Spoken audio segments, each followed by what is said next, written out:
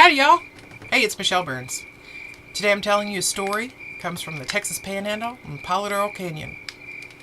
The story was published in the Dallas Morning News 131 years ago today. Lots of folks say it's true. Nobody knows for sure, though.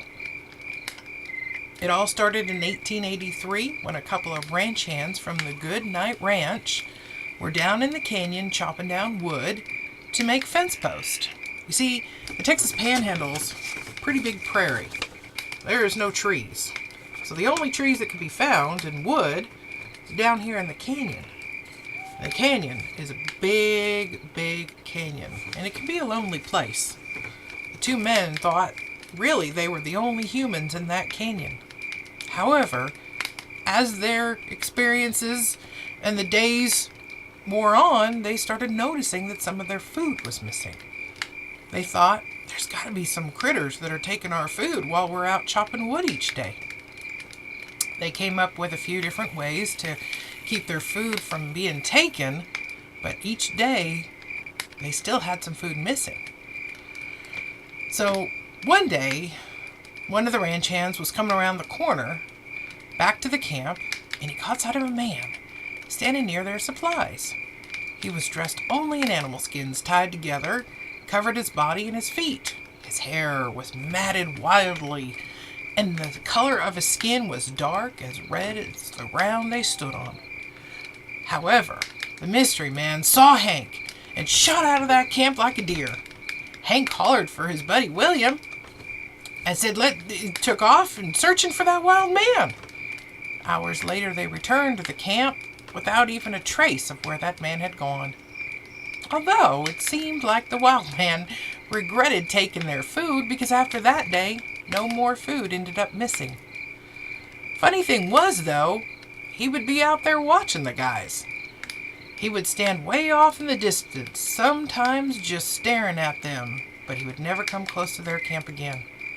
Sometimes they would call out to him, try to talk to him, or even walk in their direction.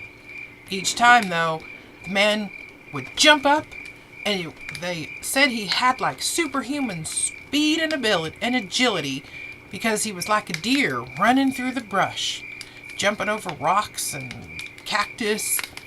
Only one time did they ever find a set of footprints.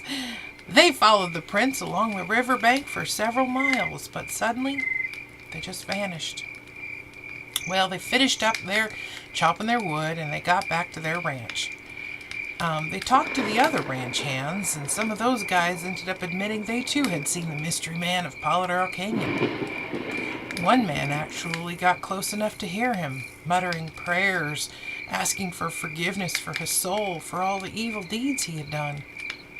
Then in the next breath, he was muttering curses about the horrible railroad that was coming through the area, and it would destroy his beautiful Palo Canyon.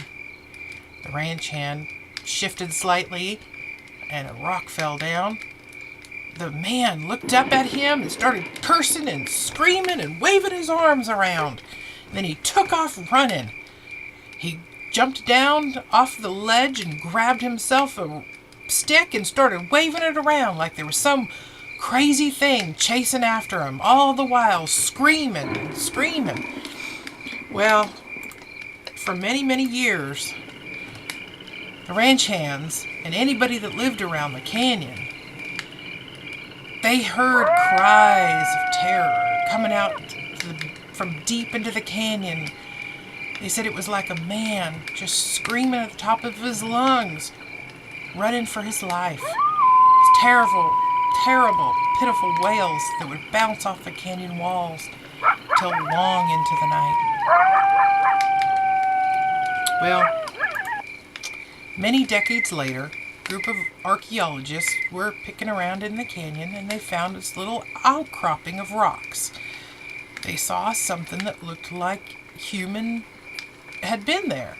They found what was left of a fire pit and several old rusted out tin cans and some things that looked like even tools made out of rocks. They were shining their light into the outcropping of rocks, and they noticed there was a skeleton there. It was all dried up, and there was some petrified animal skins covering the skeleton. No one knew how old that skeleton was or how long it had been there, although a lot of people think that was the mystery man of Palo Duro Canyon. Thank you for listening to my story. I hope someday you get to Palo Duro Canyon yourself.